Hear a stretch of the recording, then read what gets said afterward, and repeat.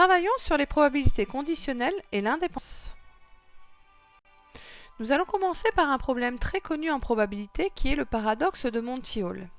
Imaginez dans un jeu télévisé, 3 portes sont numérotées de 1 à 3 et présentées à un joueur. Derrière l'une des 3 portes, il y a une voiture. Derrière les 2 autres, on trouvera une chèvre. Le présentateur demande au joueur de choisir une des portes, et ce dernier choisit la deuxième. Le présentateur ouvre la première, et derrière, on trouve une chèvre. Le présentateur propose alors au joueur de changer de porte s'il le souhaite. Alors, à votre avis, faut-il qu'il change de porte ou doit-il conserver la même pour gagner la voiture? Nous reviendrons sur ce paradoxe à l'issue de ce cours. Parlons des événements qui conditionnent certains autres. La connaissance d'un événement qui se produit avant un autre peut modifier la probabilité du suivant. Par exemple, si on prend 2 événements, pas du tout choisis au hasard, celui d'être fumeur et celui d'avoir un cancer, on sait très bien qu'être fumeur augmente la probabilité d'obtenir un cancer. Ça veut dire que quand on sait déjà que quelqu'un est fumeur, on a déjà modifié la probabilité du cancer. Alors, on va écrire ça sous la forme P de A sachant B en disant que cette barre est un sachant, n'est pas du tout indivisé, ou P de A conditionné par B. Ça veut dire que l'événement A est déjà conditionné par l'événement B et que donc celui-là a déjà une influence sur ce dernier. Alors il faut faire très attention parce que on confond très souvent l'intersection avec le conditionnement. Un exemple. Par exemple, la probabilité qu'une personne soit fumeuse et soit atteinte d'un cancer. On est bien sur un et qui correspond à une intersection. On est parti sur l'ensemble de la population, donc sans distinguer les fumeurs ou les autres, et on se pose la question que la probabilité que cette personne elle soit fumeuse et qu'elle ait un cancer. Les 2 éléments se basent bien sur le même ensemble de départ, c'est une intersection.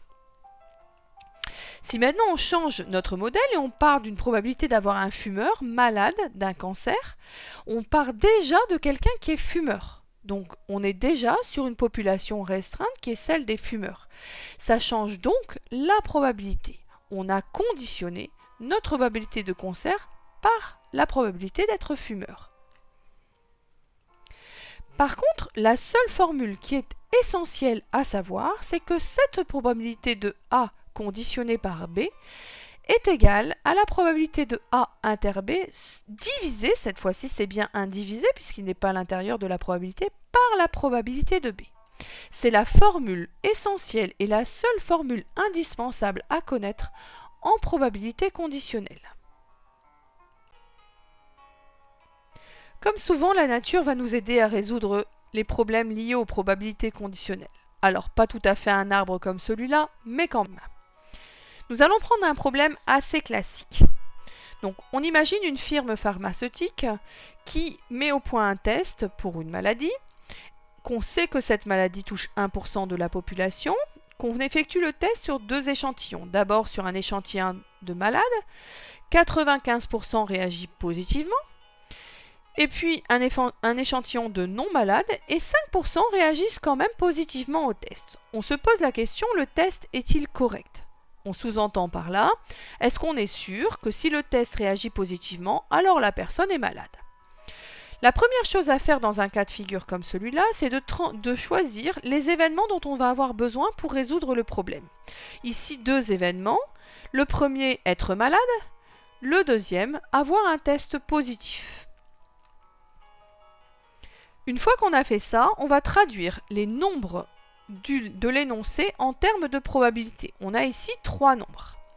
Le premier concerne la maladie. Donc, la probabilité d'être malade va donc être ce premier nombre, 1 sur 100.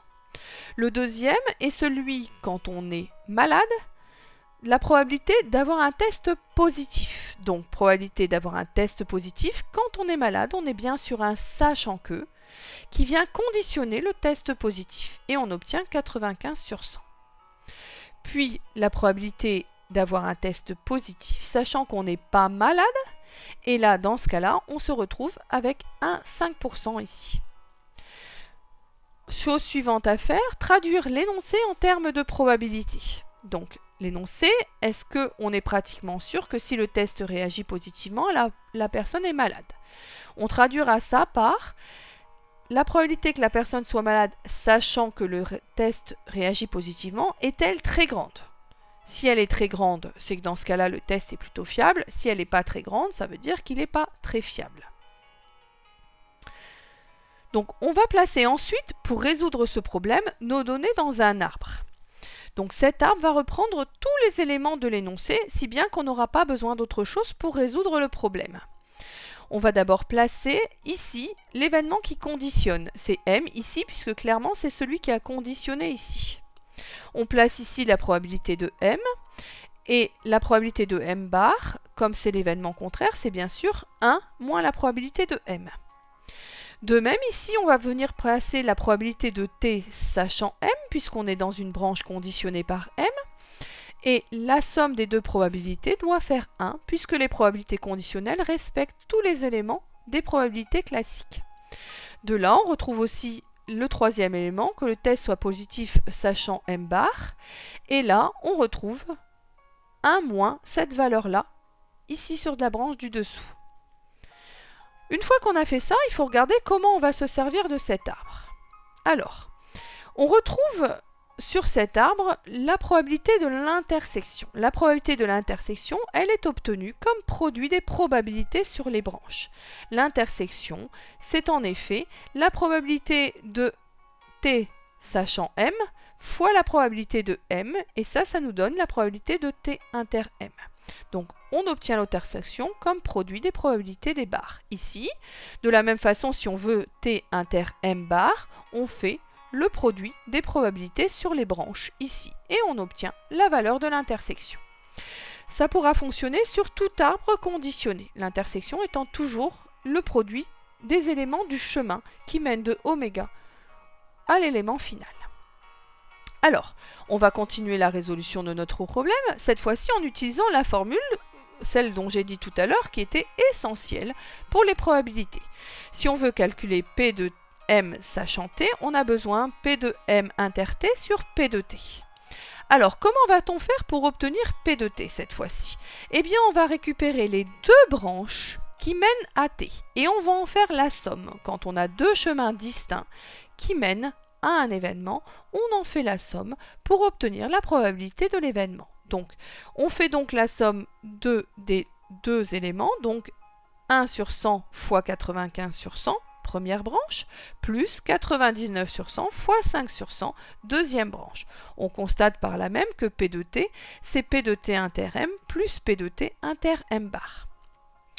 On fait la somme des deux éléments, on poursuit dans notre calcul.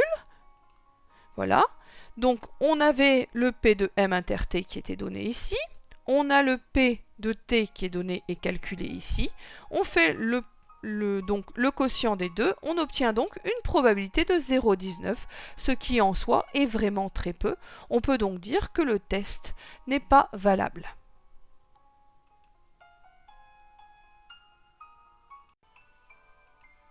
Revenons sur le paradoxe de Montiol pour savoir s'il est intéressant de changer de porte ou pas.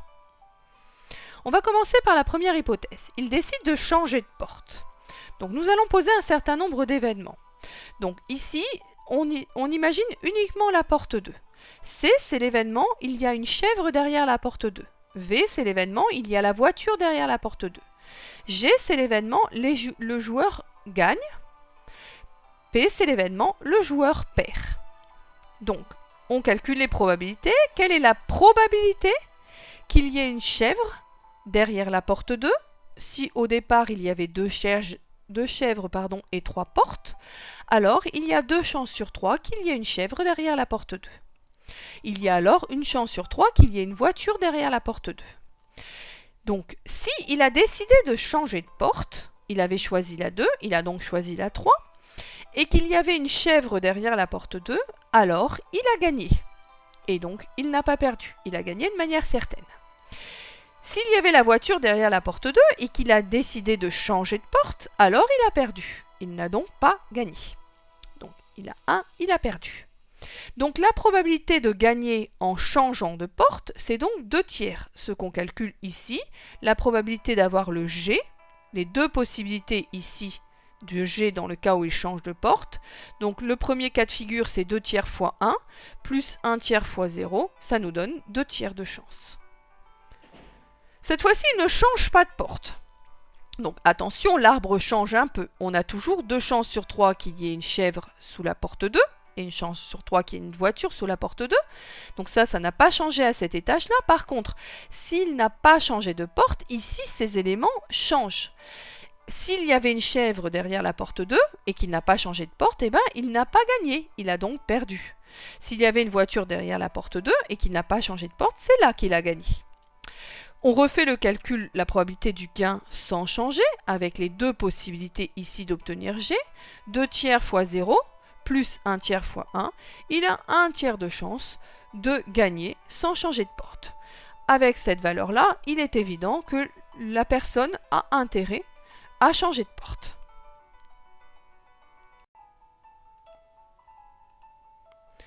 L'indépendance, c'est tout simplement une formule à appliquer ou à utiliser. Si A et B sont indépendants, on a P de A inter B qui est égal à P de A fois P de B. Et inversement, si P de A inter B égale P de A fois P de B, alors les deux événements A et B seront indépendants. Dans tous les autres cas, ce n'est pas vrai, puisque d'une façon générale, on l'a vu dans l'exemple, P de A inter B, c'est P de A sachant B fois P de B.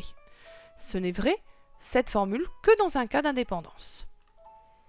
Alors attention, il ne faut pas confondre indépendance et incompatible. L'indépendance, c'est vraiment quand ils ne sont pas liés. L'incompatibilité vient du fait que l'intersection est nulle, qu'on ne peut pas avoir les deux événements en même temps. Avec cet exemple, si on lance 2 dés, on prend 3 événements, A obtenir 1 sur le premier dé, B obtenir 1 sur le deuxième, C obtenir 2 sur le premier dé. Eh bien on voit bien que A et C sont incompatibles, on ne peut pas avoir deux numéros différents sur un dé. Par contre, A et B sont indépendants, puisque le premier dé et le deuxième dé n'ont visiblement aucune influence l'un sur l'autre. L'indépendance peut servir de deux manières. La première, où on sait que deux événements sont indépendants et on s'en sert. Par exemple, on reprend les dés. Si on lance 2 dés, l'un n'influence pas l'autre, les deux événements sont indépendants. Donc si on a A obtenir 1 sur le premier dé et B obtenir 2 sur le second dé, et qu'on cherche la probabilité d'obtenir 12, eh bien on va faire le produit tout simplement des deux probabilités. 1 sur 6 pour le premier dé et 1 sur 6 pour le deuxième, puisqu'ils sont indépendants. Deuxième possibilité, on doit prouver cette fois-ci que deux événements sont indépendants, puisqu'on ne le sait pas. Avec ce petit exemple un petit peu paradoxal, si on prend un jeu de 32 cartes, on se pose la question obtenir un carreau, obtenir un as, ces deux événements sont bien indépendants. Pour cela, il vous suffit de calculer la probabilité d'obtenir un carreau, celle d'obtenir un as, et vous pourrez constater que c'est égal à la probabilité de l'intersection obtenir un as de carreau. C'est terminé.